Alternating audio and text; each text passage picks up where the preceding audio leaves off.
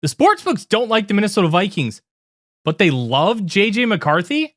How does that make any sense? Let's talk about it. When it comes to the lines for the Minnesota Vikings, it's really interesting. Their Super Bowl odds are plus 3,000, tied for 14th. Their odds to win the NFC North are plus 400, third in the NFC North division. And their win total is at 8.5, with the over at minus 145. So they think that they'll slightly go over that 8.5 win total and probably win 9 games. But those don't make a whole lot of sense when you look at the strength of the roster. And it all boils down to one position, quarterback. And that's J.J. McCarthy. McCarthy is an interesting one because we just don't know what he's going to bring, but he's walking to arguably the best situation for any first-year starting quarterback since maybe Dante Culpepper. Yeah, a lot of people tried to glaze us over and gaslight us and talk about the Bears having the best, but we knew that that was a lie. We told you that that was a lie, and it ended up being a lie. The Bears won 5 games last year, including a 10-game losing streak, before pulling off a Week 18 last-second win against the Green Bay Packers. So what can we glean from all this? Well, they just don't believe that they can feel confident in the Minnesota Vikings with McCarthy at quarterback. Whereas my argument has always been that the roster is QB proof. But here's where things get really interesting. And keep in mind, all these numbers are from DraftKings Sportsbook. They also have passing touchdown props. And J.J. McCarthy is tied for 9th in the NFL at 24.5 touchdowns. Yes, tied for 9th.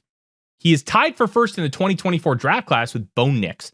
He is ahead of the following quarterbacks: Caleb Williams, C.J. Stroud, Drake May, Geno Smith, Tua Tagovailoa, Trevor Lawrence, Brock Purdy, Sam Darnold, Super Bowl MVP Jalen Hurts, Kyler Murray, and Rookie of the Year last year, Jaden Daniels.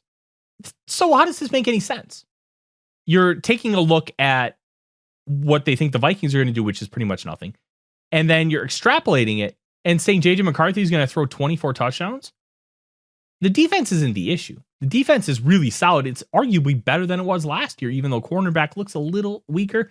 That pass rush is going to be significantly improved. And that unit had 47 sacks last year. They got to the quarterback and they created pressure. So what is it? Do you believe in J.J. McCarthy or do you not?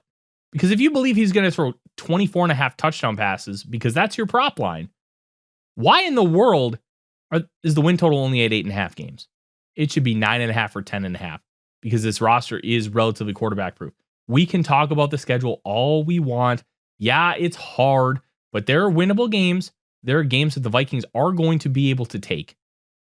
And truth be told, 2 of the road games are neutral site. So they have more home games than true road games. Why are the sportsbooks contradicting themselves here? Just does not make sense. You either believe in McCarthy, and if you believe in McCarthy, you should believe in the Vikings, or you don't. And quite frankly, it feels like they're pulling on both ends of the stick here. They're playing tug of war against themselves. I'm Tyler Forness with A to Z Sports. Let's go Vikings.